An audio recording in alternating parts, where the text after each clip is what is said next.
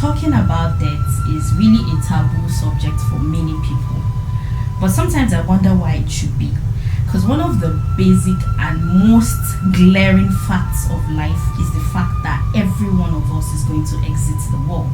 So sometimes, rather than run away from a thing, why not actually understand that thing? And that is why today I want to talk about 5 ways to become less afraid of death. Or shall we say, demystifying the fear and concerns and worries around death. In adulthood, life begins to come at us very fast. A lot of things are changing rapidly. Even those we know, we grew up with, we see them actually exiting life as well. Death is not a thing to continue to treat like it just happens to some people and it's not going to happen to us. Number 1, acknowledging that it is sure to come and one day it's going to come, and having it at the back of your mind kind of almost every day that it is going to come. I know I've had this discussion with people and they're like, no, I beg, I cannot. You're not acknowledging it because you're trying to usher it in and say you want it, but that you're conscious on a steady and consistent basis, if I can put it that way, that it's going to happen, and it's sure going to happen. It's going to happen one day. There's going to be one sunrise or one sunset you're not going to witness in this life. And most importantly, along with this number 1 point, is living a purposeful life. Let your life be purposeful, not empty. Let your life be useful to your own self and to other people. Because a lot of people who were asked certain things around how they would have lived in the last stages of their lives often said and acknowledged the fact that they didn't live a purposeful life enough. There's still so much in them that they are still going to carry to the grave. Those ideas in your head are not just random. Sometimes it's put there because that you are that person that will carry out that mission in your own way. So live as purposefully as possible. Now understand the fact that it is the occurrence of death itself that we are all afraid of. That moment where you know you are going to exit to a realm you don't know. You don't know what is beyond here.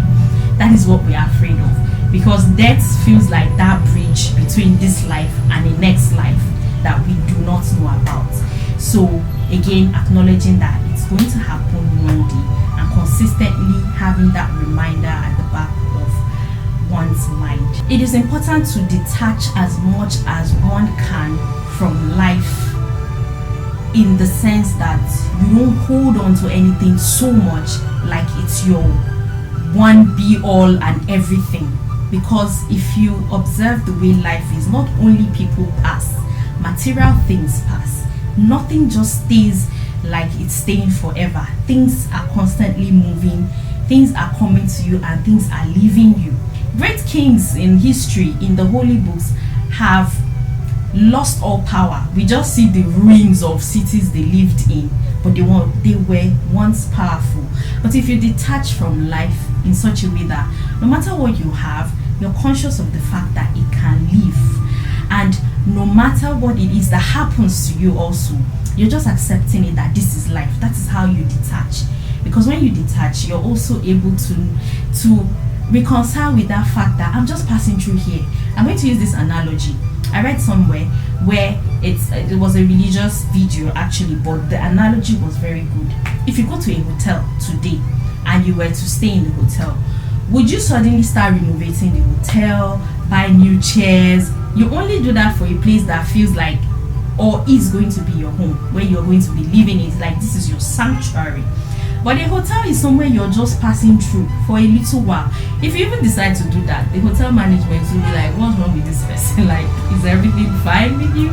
So this is what life too is. We are passing through, and that's how we detach from not trying to treat here as the final abode, or where we are going to live forever. When you see rest in peace written for others, you have to just remind yourself that really that's going to be you one day.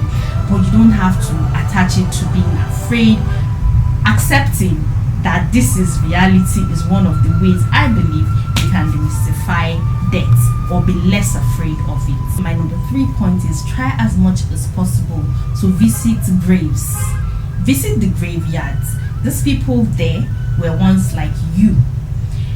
when you do, really, you may have to just dedicate that whole day to it because you're going to feel a certain way, but it helps you detach from life as well, because you go there, that these are persons now lying in the ground who were once standing, who were once breathing like you, but today they are laid to rest, as we put it. So go to burials and visit the graveyards. Number 4, write a will.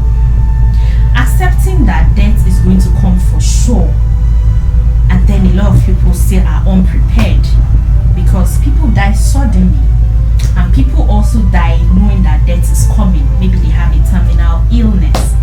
So writing a will helps you acknowledge that eventual end that is certain to come. Aside the fact that writing a will helps you take care of your loved ones when you're no longer there, it is for you as a person also, because you're acknowledging that there is a stage in life I'll come and I'll not go beyond that stage anymore, because the end has come and I am going to exit the world. So write a will.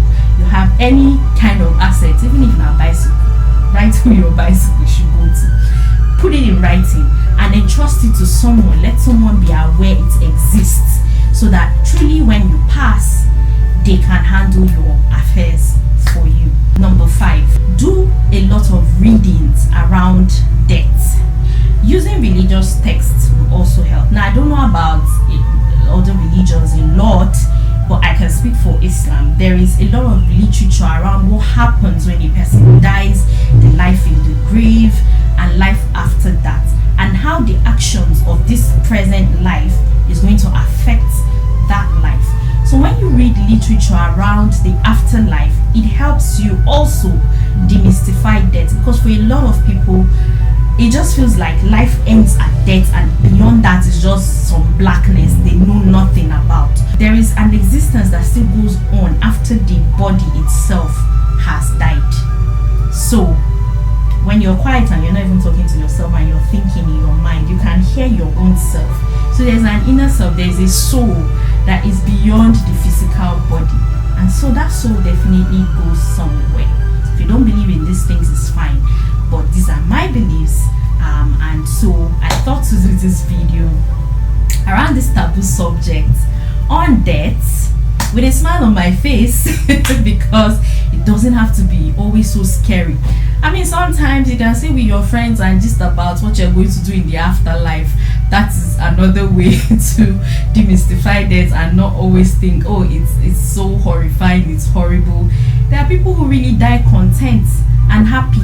Even some die with a smile on their faces, So it doesn't have to be one horror story every time. Death can truly be demystified. So if you have your own ways you've demystified death, we'd like to hear in the comment section. So please do share your experiences, share your thoughts, share what you've read, and let's be less afraid of death, because it's our eventual end, every single one of us.